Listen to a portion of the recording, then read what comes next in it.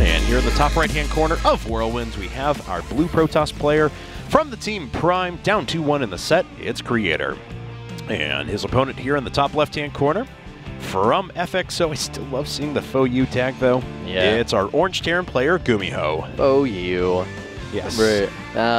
Back when I was a huge Leenock fan and I watched him go down to SC Faux U, Yeah. I was devastated. It was on Terminus. He just could not micro his infestors. Yeah. It was back when infestors were actually regarded as a pretty terrible unit.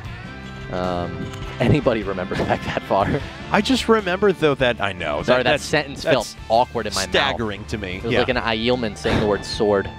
I just remember, though, like the old creative names on Faux U 2, and we had the ASD Faux U, and then when he switched over to FXO, FXO was actually like, you can be ASD FXO if you want. He's like, no, it's okay.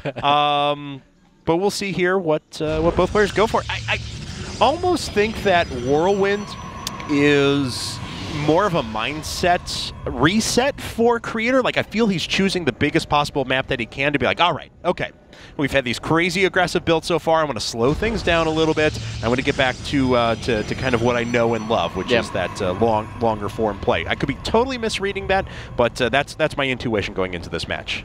It's going to be pretty interesting to see it play out. Things opening up here, well... Of course, when I say that, it could be Gumiho 2 Rexes. Yeah, I saw it on the production tab. I'm like, where? Oh, there. Yeah. Creator should be sending out a scout sometime soon. All right, right now. Perfect. And he is going to go to the bottom. Yeah, even if he goes through, even if he wouldn't go to the bottom, that's the path that he would take would not lead him past that barracks. It'd probably lead him around, I think. So maybe he'd catch vision of it. Maybe I'm totally wrong about that. But Gumiho's going to the wrong area first as well. Yes. He will be traversing to the bottom.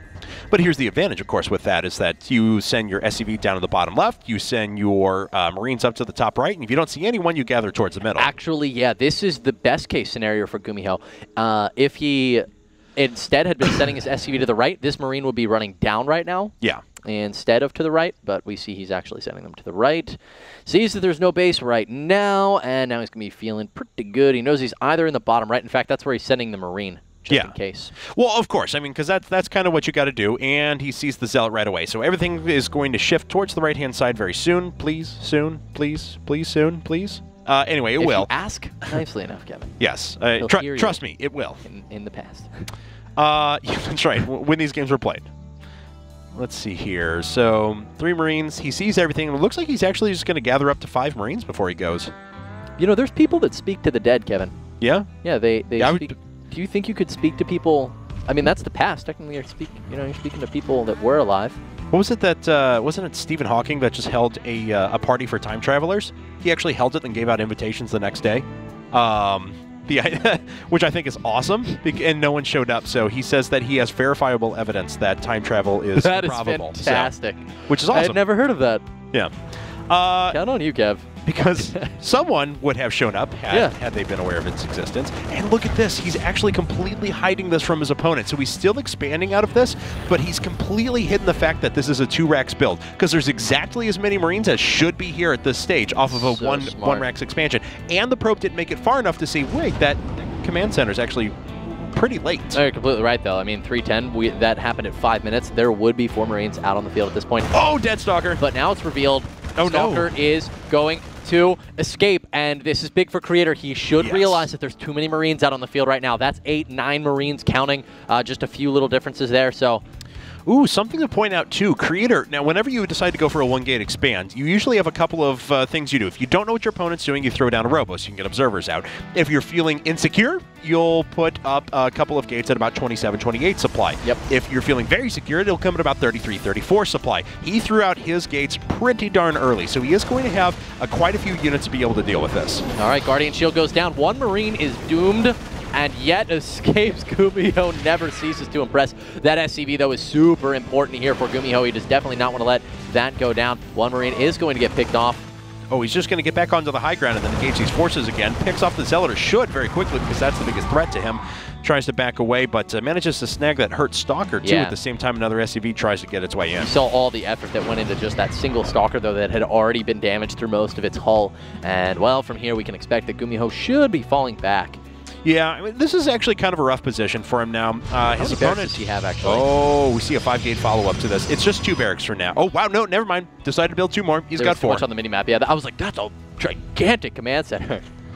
Yeah. All right, so 4 barracks versus 5-gate. All right.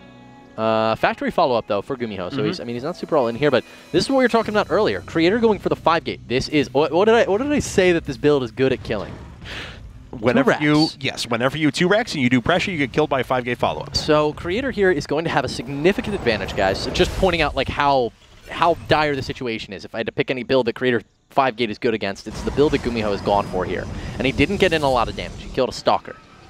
I don't even think he killed a probe. And he lost a couple SCVs. 2 probes have been killed, but one of them was the scouting one. Don't forget. Yeah, so this is going to be a little tough for Gumiho. It's going to be a lot of tough. We'll see what he can do.